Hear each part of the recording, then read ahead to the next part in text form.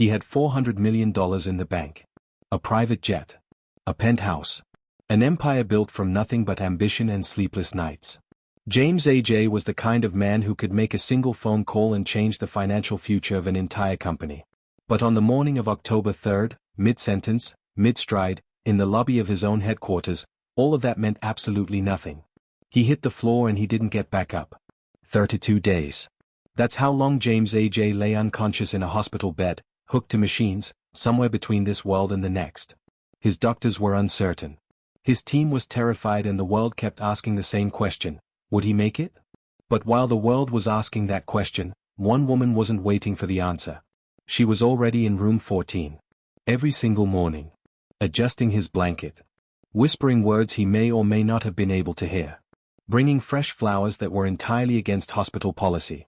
She wasn't his wife. She wasn't his family. She wasn't even his friend. She was his nurse. Her name was Jasmine Tracey, and what she did for that man over those 32 days with nothing but her voice, her presence, and a kind heart would make a $400 million man weep like a child the moment he opened his eyes. Because his first words when he finally woke up? They left everyone in that room in tears. Lean in. You'll want to hear every word of this. Welcome to Kindness Arena. If you believe in kindness, second chances, and unseen connections that change lives, please help me prove something wrong. My mother said I wouldn't even reach 1,000 subscribers. Help me show her that stories like this matter and deserve to be heard by hitting the subscribe button, liking the video, comment your thoughts, where you are watching from, and share it with someone who needs it to stay motivated. Your support keeps these powerful true stories alive. The monitors beeped in steady rhythm down the corridor of Hargrove Medical Center, but room 14 had its own kind of silence, the heavy, suffocating kind that settles when a life hangs by the thinnest possible thread. James A.J., full name James Aurelius Jefferson, was not the kind of man people expected to see lying helpless in a hospital bed. He was 53 years old, founder of Jefferson Capital Group, a name that commanded boardrooms from New York to Dubai.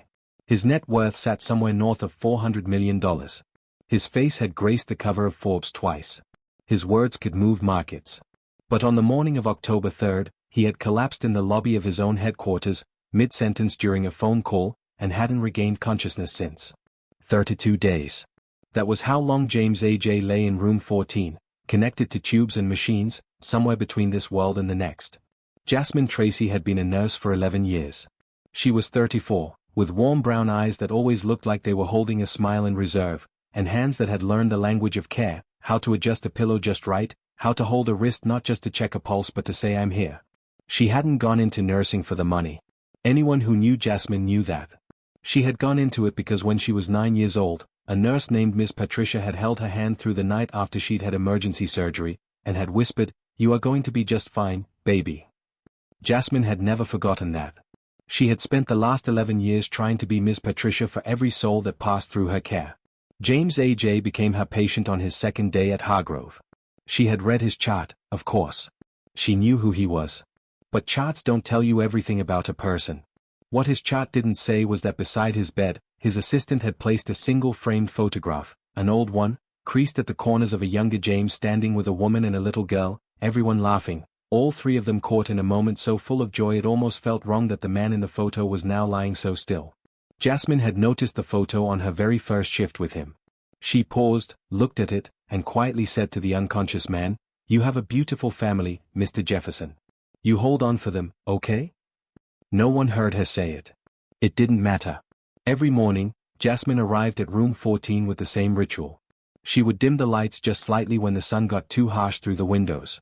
She would change the water in the small vase that she had, entirely against hospital policy, and she knew it, brought in from her own home, keeping fresh flowers beside his bed because she believed, in that quiet spiritual place inside her chest, that beauty could reach people even in unconsciousness.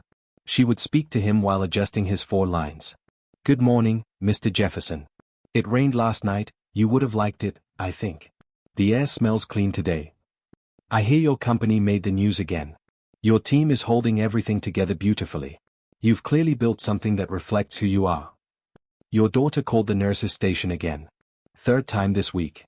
She sounds like a fighter, that one. Like her dad, maybe." She read to him sometimes not novels, but the newspaper. She figured a man like James A.J. would want to know what was happening in the world, would feel more at home with the rustling of a business page than any lullaby. She updated him on things she had no reason to know except that she had quietly researched his company, just so she could give him something familiar to hold on to, somewhere in whatever dark ocean he was floating through. The other nurses admired it. Some thought it was excessive. His team of doctors appreciated her diligence but privately wondered if it made any difference at all. Dr. Elliot Owusu, the lead neurologist, told her on the 21st day, gently but honestly, "Jasmine, we need to prepare for the possibility that he may not. His coming back," she said simply. Not defiantly, not dramatically. Just with the quiet certainty of a woman who had stood at enough bedsides to know the difference between a person giving up and a person fighting. "He's still fighting, Dr. Owusu. I can feel it." The doctor said nothing more. On the 32nd day, at 6:47 in the morning, while Jasmine was midway through adjusting his blanket and telling him almost conversationally that the maple tree outside his window had started turning orange and that autumn had officially arrived, James A.J.'s fingers moved. Just slightly.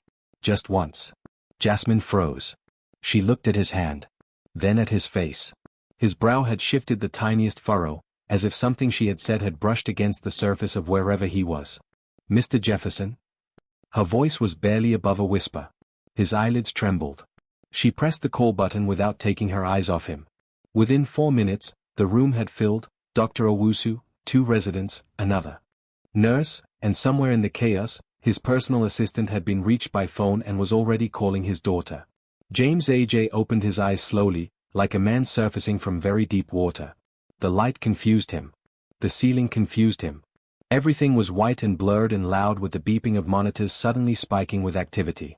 But there was one face in the room that wasn't rushing or checking clipboards or shining a penlight.